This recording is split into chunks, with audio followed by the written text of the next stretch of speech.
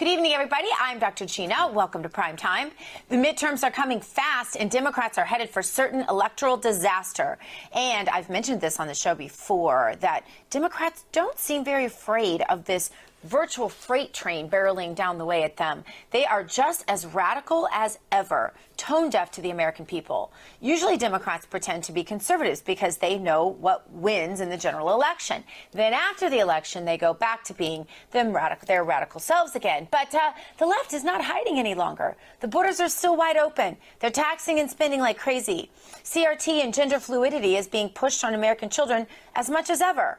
Fuel prices are through the roof, and they continue to shut down the American energy exploration. And the list goes on. So there must be a reason why the D.C. Uniparty is not afraid to lose in November. I'm going to tell you what it is. They are not afraid of losing power because elected officials are virtually handing their power over to unelected deep state bureaucracies. Take this whole Inflation Reduction Act that passed through the Senate. The IRS is set to become larger than the Pentagon, the State Department, the FBI, and the Border Patrol all combined.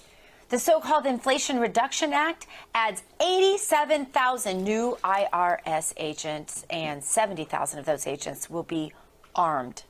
An army of 170,000 armed tax collectors are coming for middle America. Can you believe this? It doesn't matter if the left loses every seat that they try to be elected to in Washington, D.C. Those tax collectors are here to stay, and they are all agents of the leftist D.C. Uniparty elite, and they can't be beaten at the ballot box.